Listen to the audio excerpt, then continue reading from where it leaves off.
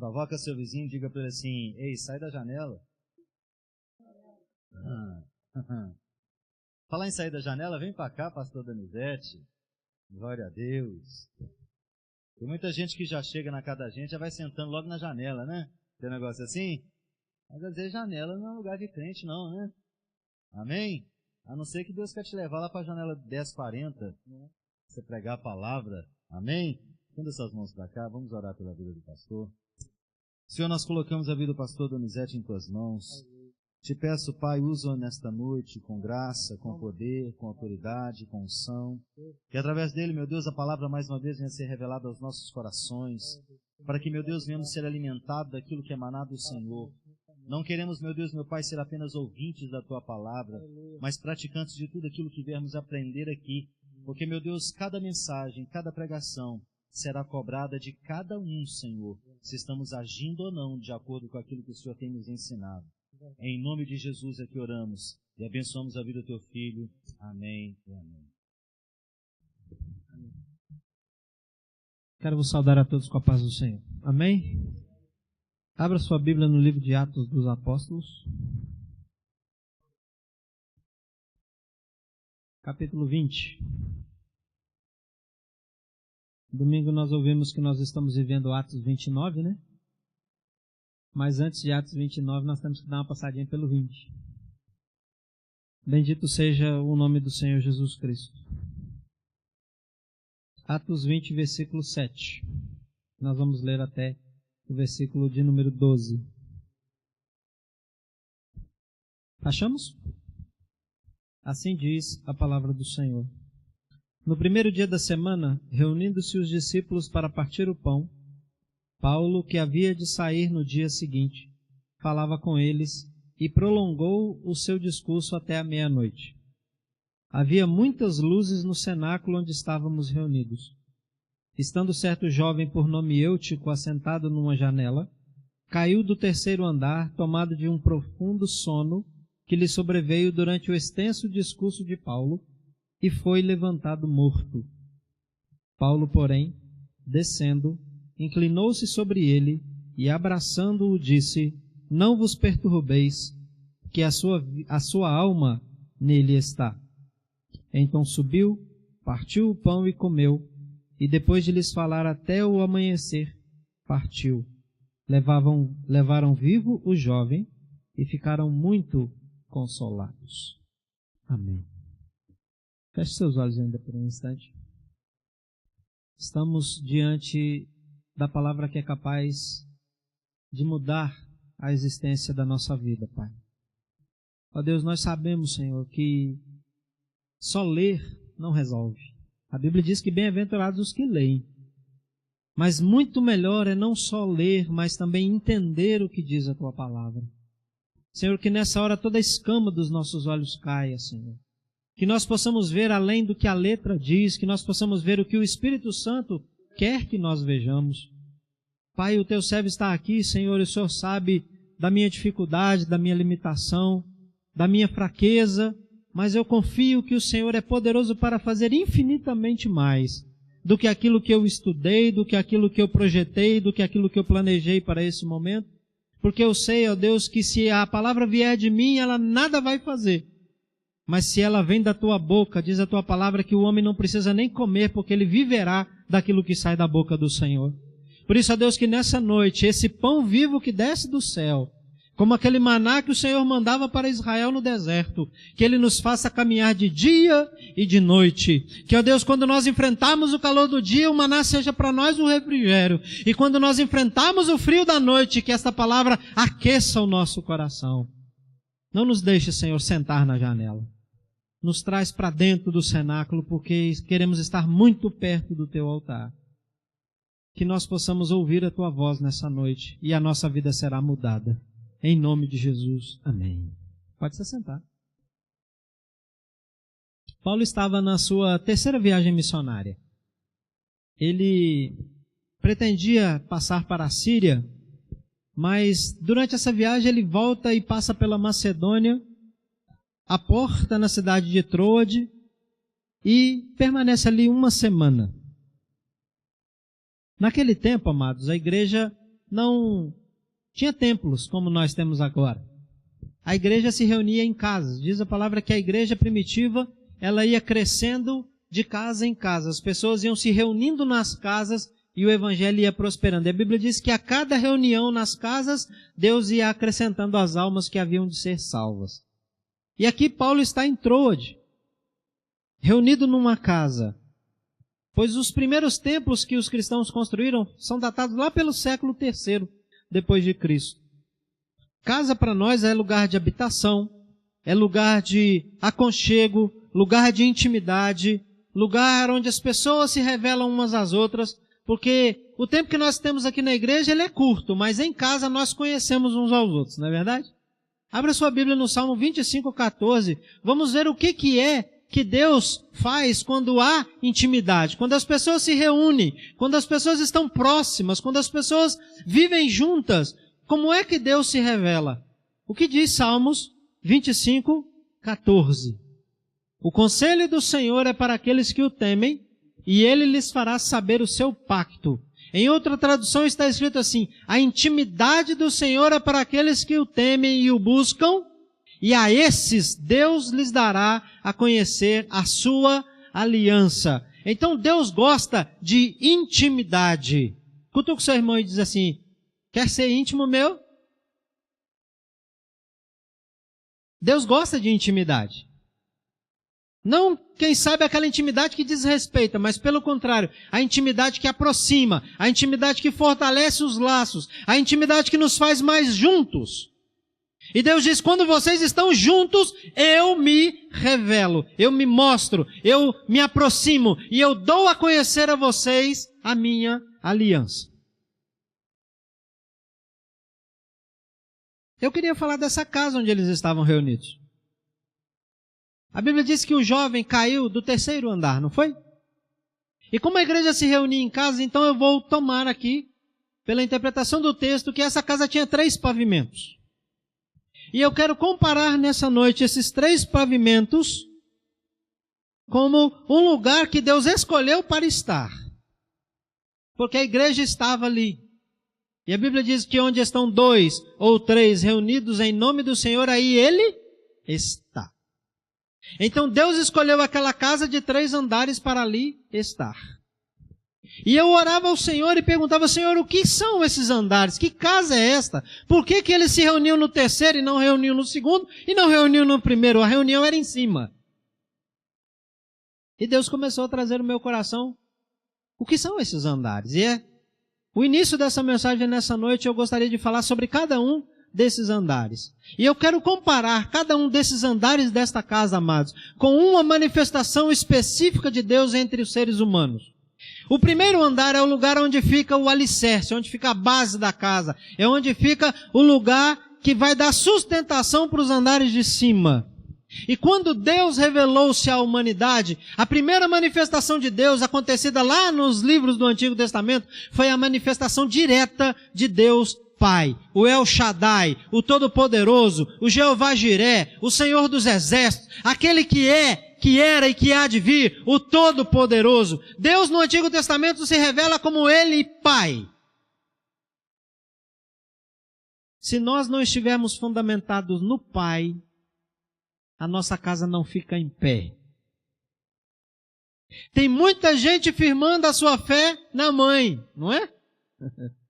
Mas Deus escolheu o Pai para ser o alicerce. Ele diz, eu sou o fundamento, eu sou o alicerce, eu sou aquele que dá sustentação à casa. Se construir em cima de mim, eu que sou a rocha, eu que sou o rochedo, eu que sou a fortaleza. Se construir em cima de mim, pode pôr o peso que quiser colocar, que eu, o Pai, suporto, eu aguento, eu tenho costas largas, eu tenho costas fortes, eu, o Pai, sustento toda a obra que quiserem fazer em cima de mim. Pode construir à vontade, elevem a construção, podem colocar cada vez mais andares, não tem problema. Se está em cima de mim, fica em pé.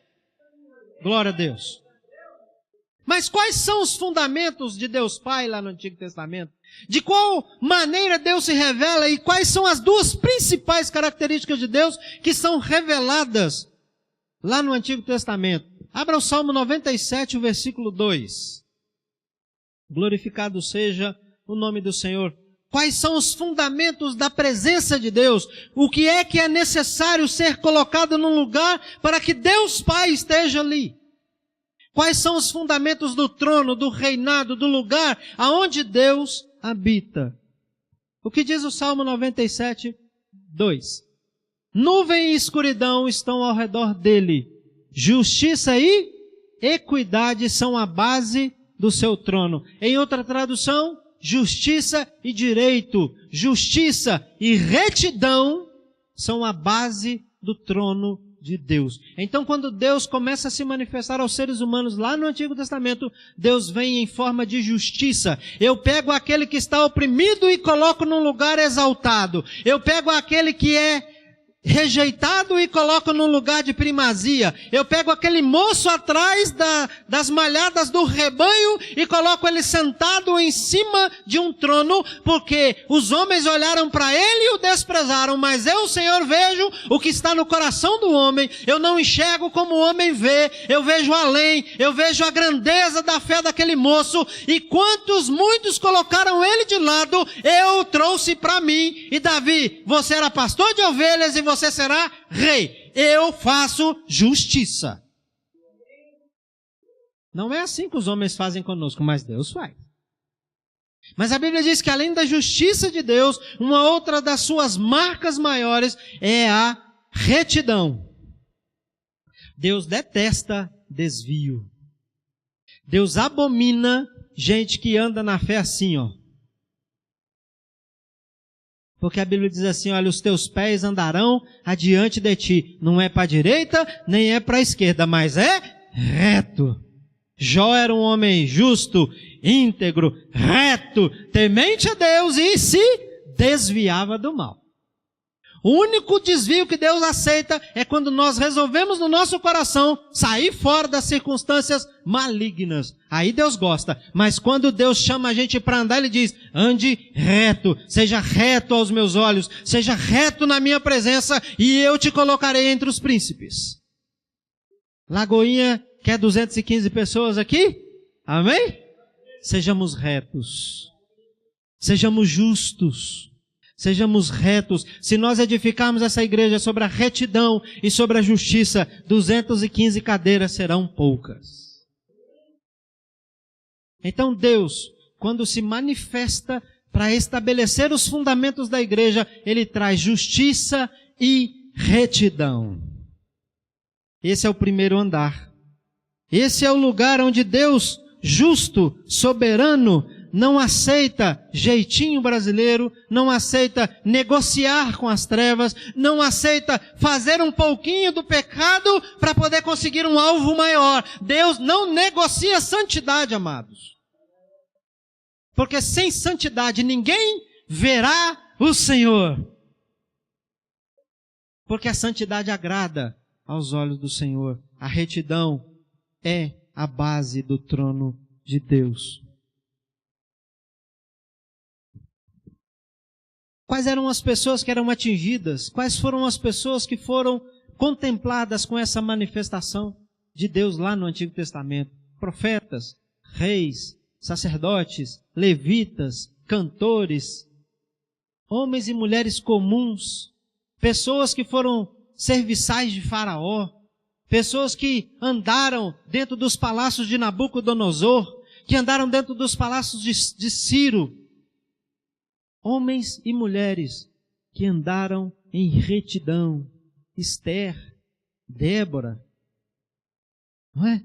Samuel. Essas pessoas andavam com Deus e foram alcançadas pela retidão e pela justiça de Deus. Mas a casa tinha 3 andares, vamos para o segundo. Cutuca o seu irmão e diz assim, vamos subir?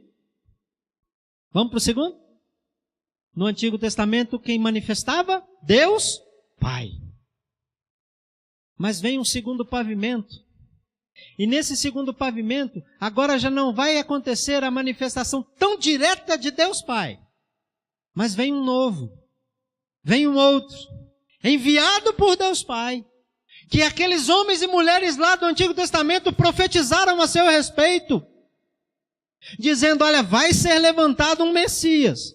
Vai ser levantado um que vai ocupar o trono de Davi. Vai se levantar um profeta semelhante a Moisés. Vai se levantar um como Isaías. Vai se levantar um como Daniel. Vai se levantar um como Jeremias. Mas ele será muito maior do que esses. Mas antes que ele se levante, eu vou mandar um outro que vai preparar o caminho dele. O nome dele era João. Mas o João não será o segundo pavimento. O segundo pavimento, o segundo andar da casa será a manifestação daquele que é o Cordeiro de Deus.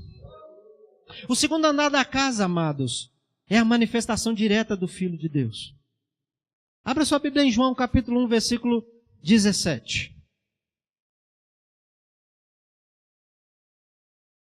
Como era esse Filho de Deus? Porque a lei foi dada por intermédio de Moisés, mas a graça e a verdade vieram por meio de Jesus Cristo. Os dois fundamentos do alicerce da casa eram a retidão e a justiça de Deus. E sobre esse fundamento Jesus vem e traz a graça e a verdade. Graça é o favor que eu recebo, mas não mereço. A graça de Deus a gente não merece, mas Deus gosta de nos dar a graça de Deus. Mas Jesus também é a verdade. Nele não há mudança, nele não há variação, nele não há acordo com a mentira, porque o pai da mentira é o diabo, e o diabo é o seu adversário. Jesus vem e estabelece a sua igreja, estabelece o seu andar, estabelece o seu pavimento, dizendo: quem quiser andar comigo tem que estar debaixo da graça e tem que amar a verdade. Nós vivemos num mundo agarrado com a mentira. Agarrado com a mentira que Deus vai fazer uma purificação no mundo através das naves espaciais. Que Deus vai abençoar as pessoas através de trabalhos realizados nas horas da madrugada em locais de encruzilhada. O mundo é agarrado em patuás, o mundo é agarrado em fitinhas, o mundo é agarrado em água de Jerusalém, em pedaços de cruz, amados, isso tudo é mentira. Mas Jesus disse: se alguém andar comigo, tem que amar a verdade.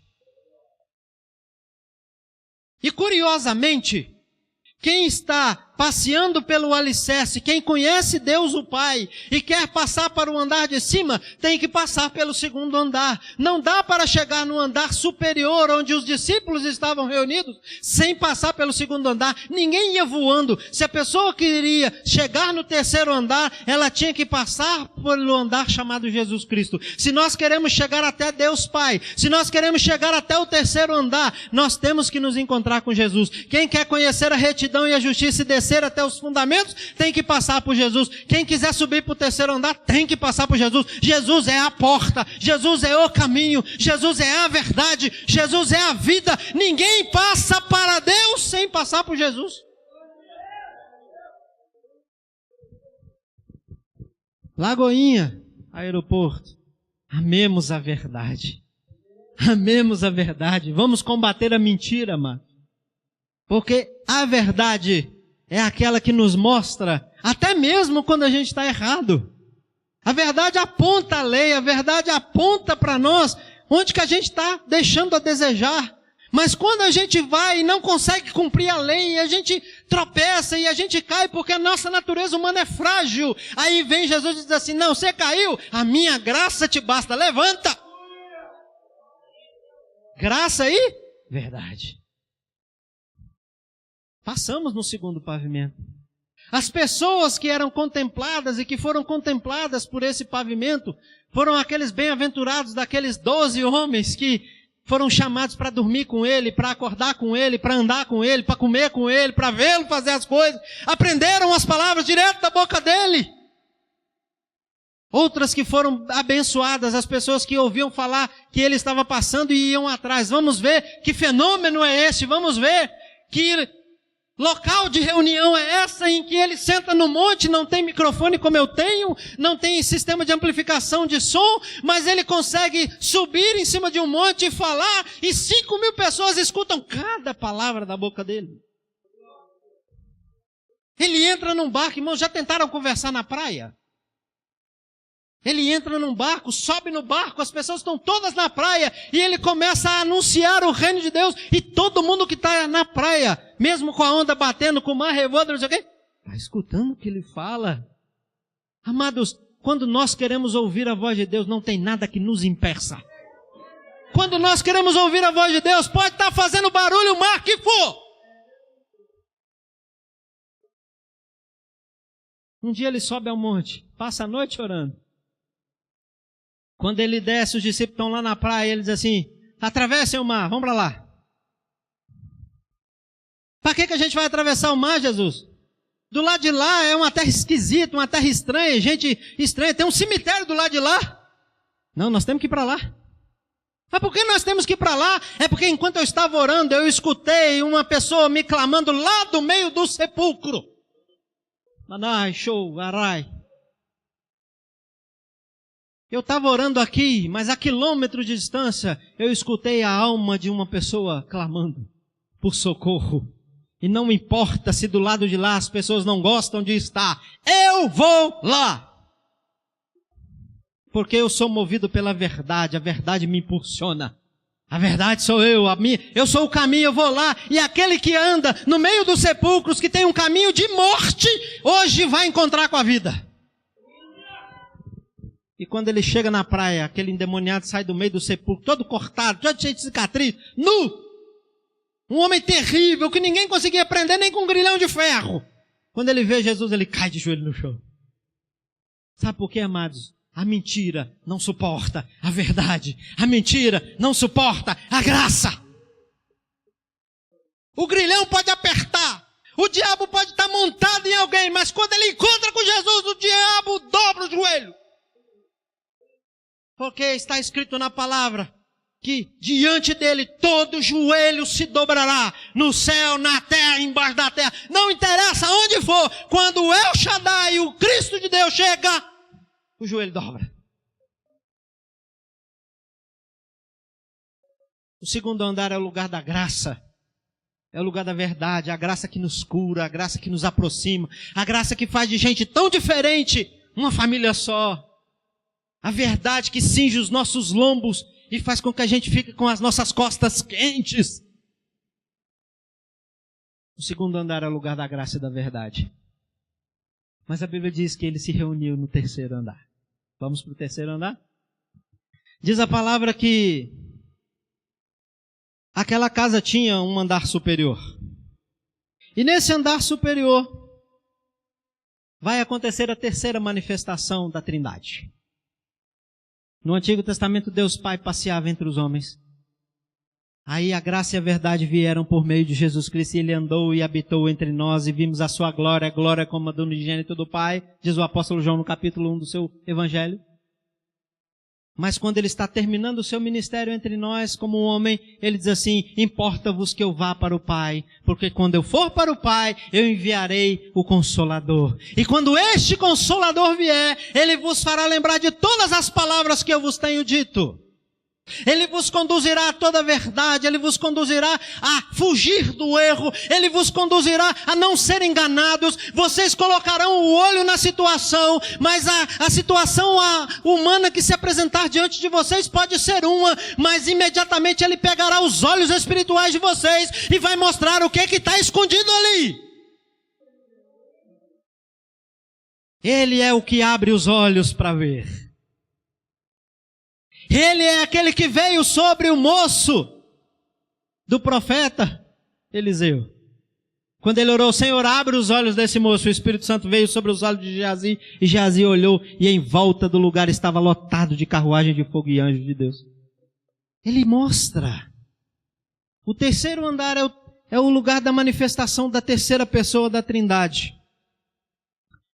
Lá em Atos 20, versículo 8, diz a palavra o seguinte, Atos 20, versículo 8, havia muitas luzes no cenáculo onde estávamos reunidos.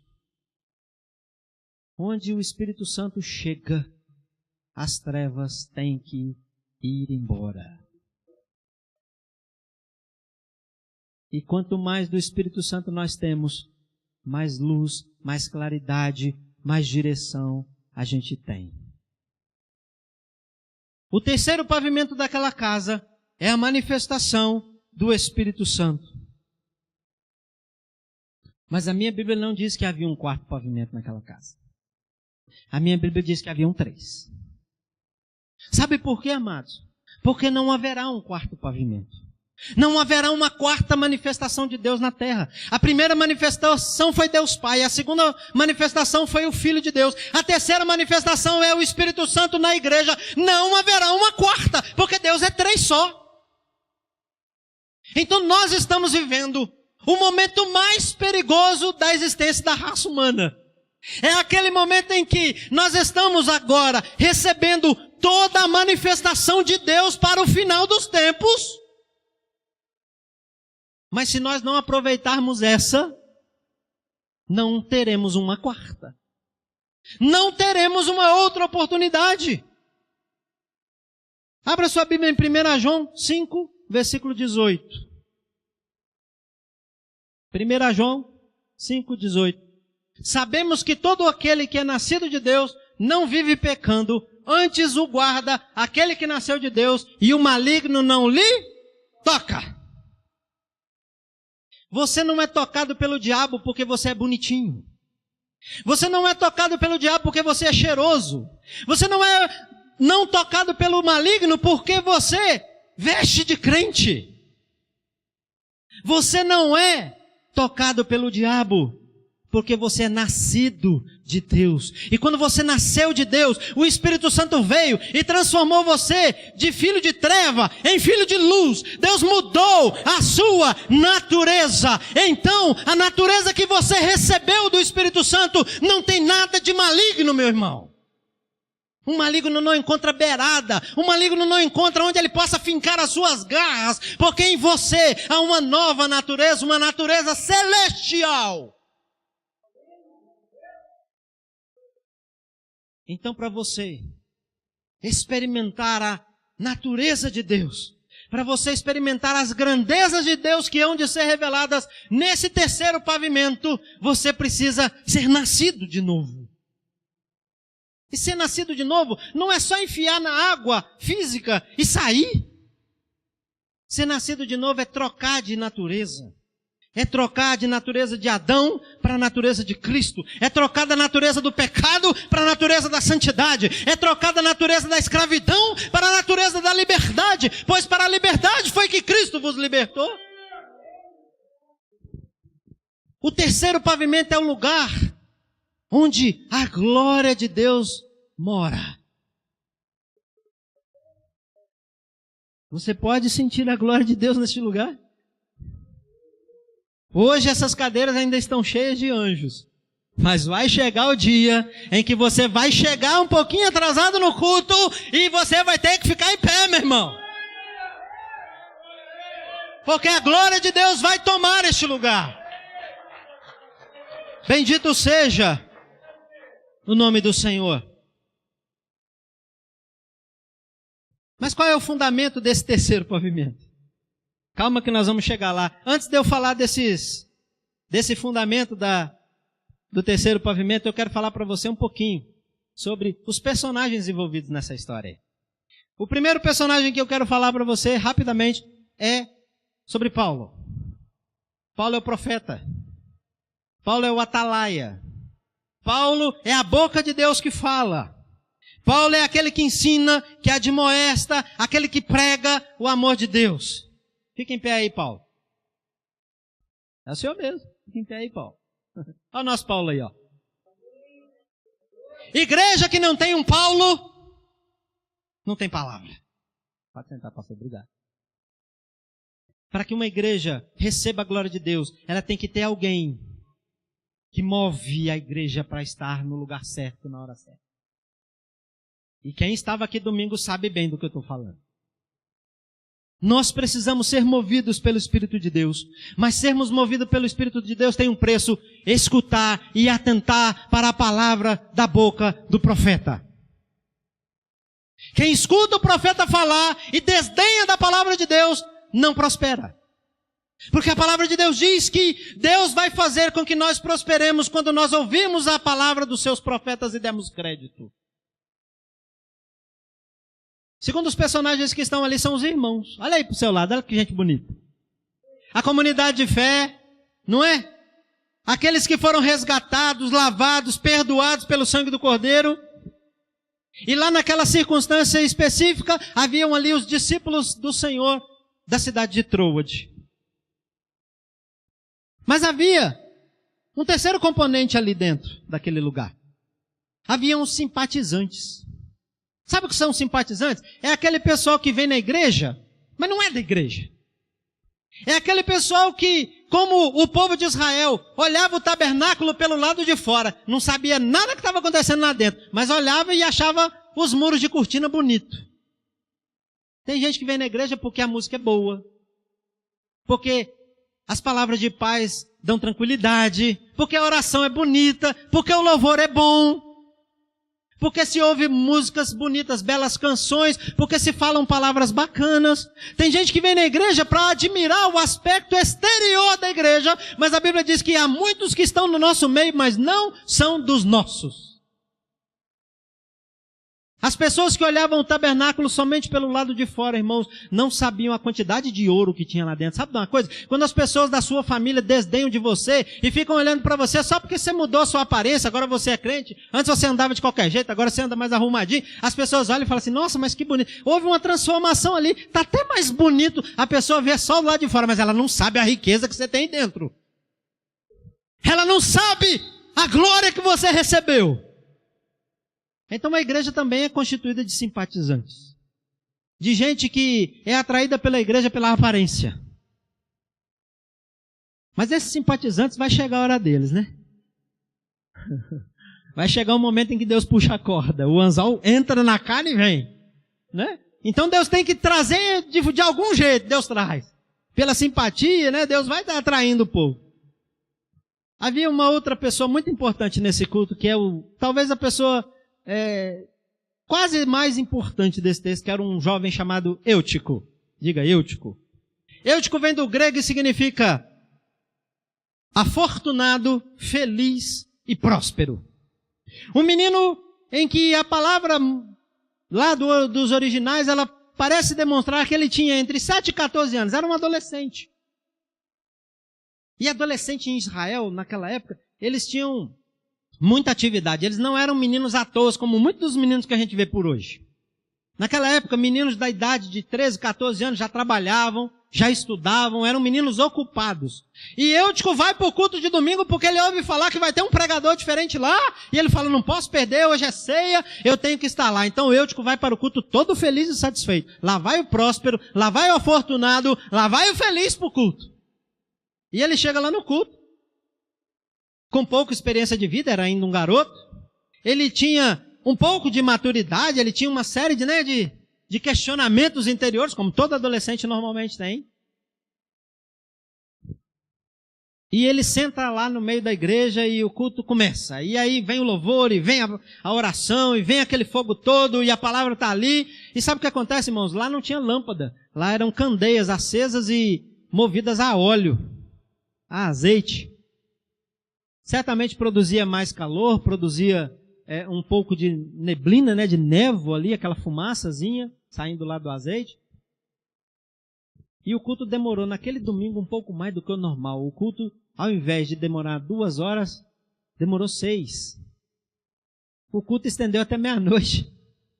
E aquele menino que veio de uma semana cansativa de trabalho, de estudos, quem sabe, começou a ficar incomodado com aquele calor do ambiente, começou a ficar incomodado com o demorar da palavra, começou a ficar incomodado com uma série de coisas e, para o azar dele, ele resolve dar uma refrescada e ele sai pertinho do meio do povo ali e ele vai procurando um lugarzinho mais fresco e ele acha uma brecha numa janela e as janelas eram grandes para poder ventilar bem o local. Ele se senta lá. Eutico, por volta lá da meia-noite, um culto grande, comprido, ele estava diante de algumas comparações bastante interessantes. Ele estava diante do calor provocado pelas lâmpadas, mas ele queria o frescor do vento que vinha de fora. De um lado ele tinha o calor da igreja, do outro a brisa do mar que soprava. De um lado ele tinha a noiva do Cordeiro, a igreja.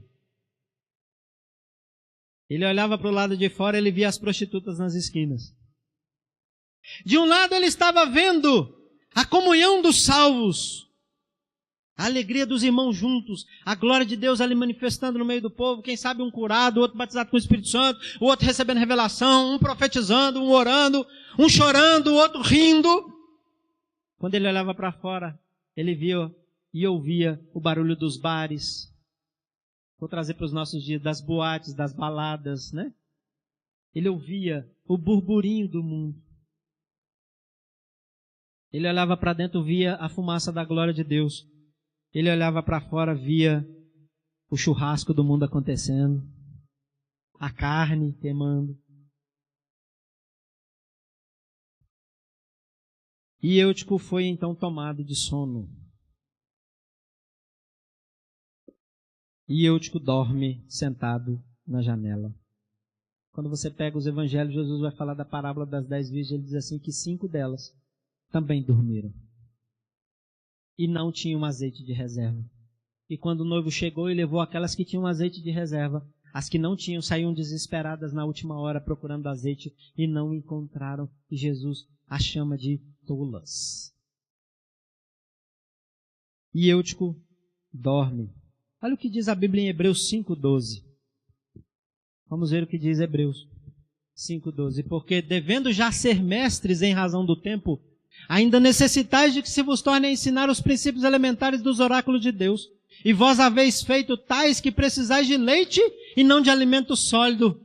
O que a palavra está dizendo aqui é que Deus espera que a igreja tenha maturidade com o passar do tempo, mas aqui está um jovem que frequentava a igreja, que estava entre nós, mas não tinha maturidade, ele não queria aprender. Quando a pregação demorava um pouquinho mais, ele já começava a distrair, ele já queria olhar para o WhatsApp, ele já queria ver se chegou alguma mensagem, ele queria saber se dava para chegar ou não nos gols do Fantástico ainda, ele estava preocupado. E às vezes a gente passa a semana inteira sendo ministrado por rebeliões, por greve, por um monte de coisa, a gente vem na igreja e fica olhando para o relógio. Irmãos, vamos acordar.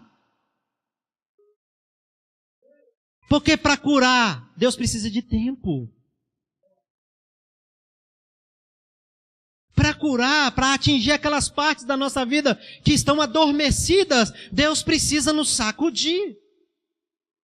E não é com 10 minutos que Deus vai fazer isso. Deus precisa de tempo para trabalhar. E o tempo foi inimigo daquele moço era ansioso. Aquele moço não suportava o prolongar da palavra. Tem gente que não aguenta a palavra não, irmão. Você começa a prolongar a palavra um pouquinho, ele já fica impaciente. Ela já fica impaciente, ela já quer saber que hora que vai acabar esse negócio. E volta doente para casa, porque não deixou Deus curar.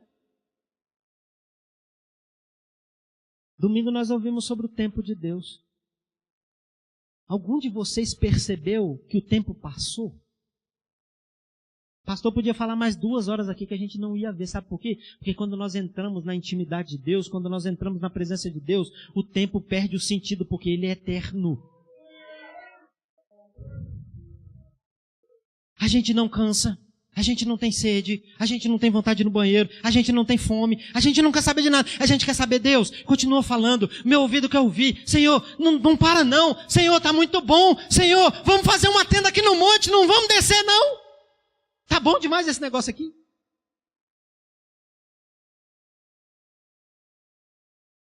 Nós entramos na eternidade, amados. E quando a gente tem contato com a eternidade de Deus, tempo não faz diferença.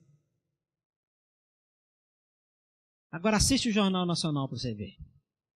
Da meia hora você está assim, pô, esse negócio não acaba. É só desgraça. É só coisa terrível. É só notícia ruim. Mas quando a gente vem à casa de Deus, é só coisa boa para escutar. E tem gente que vai para a janela. E aquele moço foi para a janela. E a brisa do mar começou a amolecer ele. E ele foi sendo vencido, e a Bíblia diz que ele foi tomado de um sono profundo. Foi o mesmo sono que fez que fez Sansão perder as tranças, viu? O colo de Dalila era um negócio tão terrível, que Sansão era um homem que tinha 7 tranças, e era 7 tranças grossa. Ele dormiu de um tal jeito, de um tal sono, no colo daquela mulher vadia, daquela mulher irrisória, daquela mulher vagabunda. Ele dormiu no colo de uma mulher tão longe de Deus, que saíram os homens de dentro do armário, cortaram as 7 tranças e ele não acordou.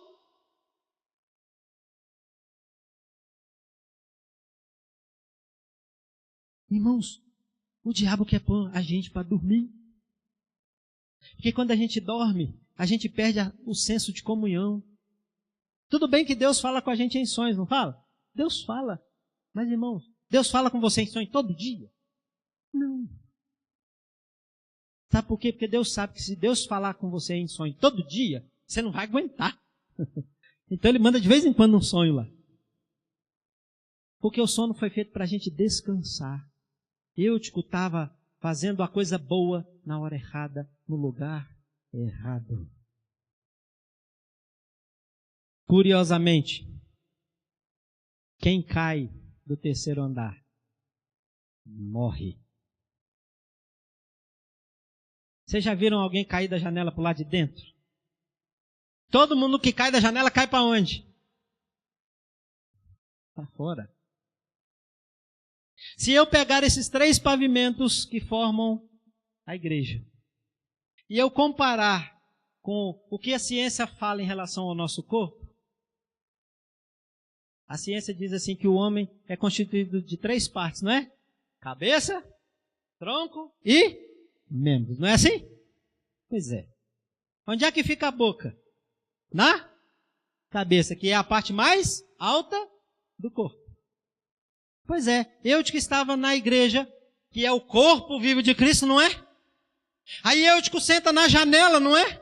É como se Eutico tivesse sentado na boca da igreja, que é o corpo de Cristo. Abra sua Bíblia no livro de Apocalipse.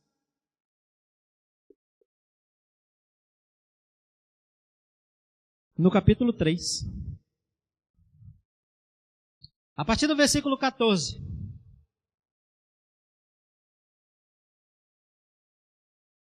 Eutico não tinha mais interesse pela palavra de Deus. Eutico estava sonolento. Eutico estava cansado. Eutico não tinha mais paciência para ouvir a voz de Deus. Ao anjo da igreja de Laodiceia escreve: isso diz o Amém, a testemunha fiel e verdadeira, o princípio da criação de Deus. O 15. Conheço as tuas obras, que nem és frio e nem quente. Oxalá, ou quisesse eu que fosses frio ou quente. Mas por que és morno e não és quente nem frio? Vomitar-te-ei da minha? Eutico não dormiu, simplesmente. Eutico foi vomitado da igreja. Porque ele não era quente nem...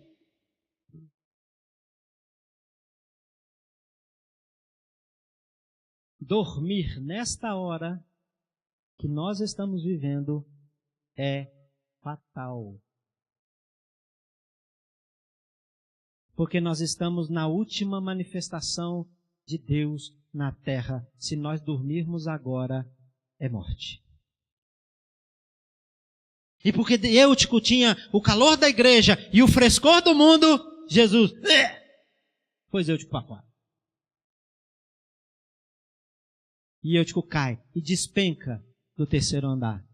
Traumatismo craniano, fraturas múltiplas, órgãos internos talvez estourados, muito sangue. O culto para. Paulo desce, abraça o jovem inclinando-se sobre ele e diz assim: não fiquem preocupados porque a vida nele está. Por que é que Paulo não julgou Eutico dizendo assim: tá vendo? Eu cansei de avisar que estava dormindo. Cansei de avisar que estava pecando. Eu não cansei de falar com ele que ele estava num caminho perigoso. Olha aí, caiu. Eu avisei que ia cair. Por que Paulo não fez isso, irmãos? Sabe por quê? Porque um dia Paulo também caiu. Paulo estava em cima do seu cavalo, montado na sua religiosidade, montado na autoridade romana para matar cristãos. E ele achava que estava prestando culto a Deus e ele ia fazendo aquilo, achando que estava prestando louvor ao Senhor. E ele pegava os irmãos e jogava para leão, e ele matava e jogava na cadeia, e ele fazia, acontecia, até que num determinado caminho para Damasco, uma luz muito forte brilha ao redor do cavalo dele, e ele ouve uma voz que diz assim: Saulo, Saulo, por que me persegues? E ele diz: Senhor, quem és tu para que eu te persiga? Ele diz: eu sou Jesus Cristo, a quem tu persegues. Você não está correndo atrás de um menino ou uma menina judeu que se converteu a uma nova religião ou seita, não. Você está atrás do meu corpo, você está atrás da minha igreja e tocou na menina dos meus olhos, se vê comigo. Paulo não julgou Eutico porque Paulo também caiu. Paulo também foi envolvido pelas trevas, assim como Eutico foi envolvido pelas trevas da morte. Paulo ficou 3 dias sem ver, até que a mão do Todo-Poderoso, usando um vaso da igreja, foi lá, botou a mão na cabeça dele e as escamas caíram dos seus olhos. Paulo simplesmente replicou sobre a vida de Eutico o que ele recebeu: a graça, a misericórdia, a verdade.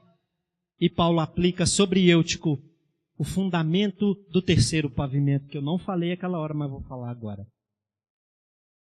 O fundamento do terceiro pavimento é o poder que tirou Jesus Cristo dentre os mortos. Nós não estamos aqui em nome de um poder religioso. Nós não estamos nesse bairro em nome de uma denominação. Nós não estamos nesse lugar em nome de uma filosofia de vida. Nós estamos nesse bairro em nome daquele que tirou Jesus Cristo dentre os mortos. E é por isso que quando você impõe as suas mãos, a doença sai. É por isso que quando você coloca as suas mãos, o pecado sai. É por isso que quando você coloca as suas mãos, Deus batiza com o Espírito Santo. É por isso que quando você coloca as suas mãos, Deus ressuscita o morto. Porque esse é o nosso fundamento. O terceiro pavimento é o pavimento da ressurreição. Muitos mortos entrarão por aquelas portas, mas vão encontrar o Senhor da vida. Muitos entrarão por aquelas portas com as algemas de Satanás agarradas nos seus tornozelos. Mas quando chegarem diante desse altar, eles ouvirão o rugido do leão da tribo de Judá. E as algemas cairão.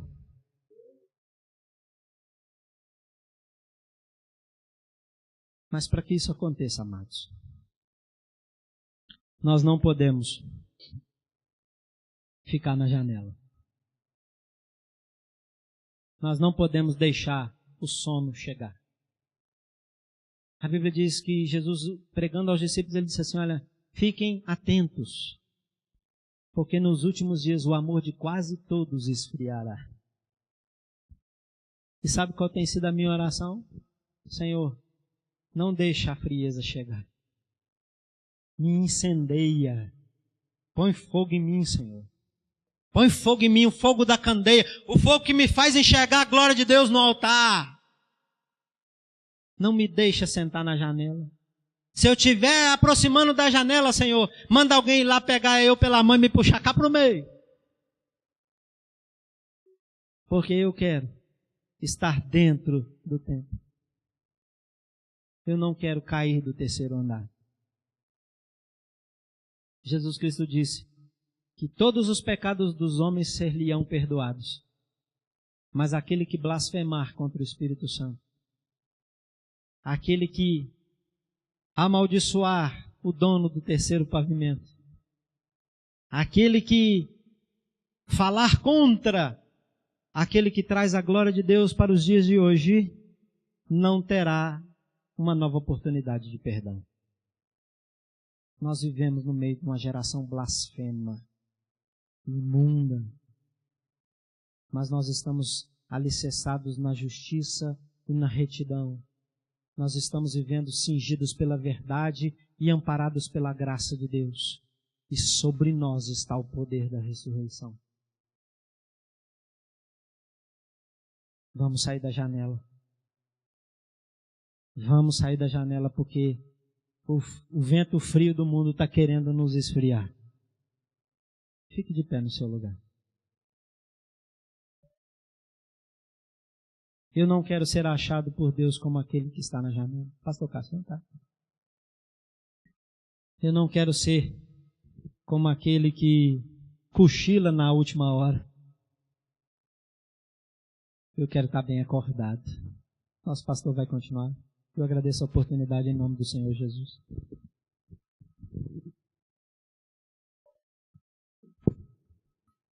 Existem muitos na janela que precisam de nós. Faça assim com a sua mão, deixa eu te abençoar. Pai, em nome de Jesus, que aquilo que o Senhor tem feito neste lugar, Pai, venha refletir, meu Deus, meu Pai, Senhor, em toda essa região. Que teu nome venha ser glorificado nesse lugar, Pai. Em nome de Jesus. A ti honra, a ti glória, a ti louvor e a ti adoração. Em nome de Jesus.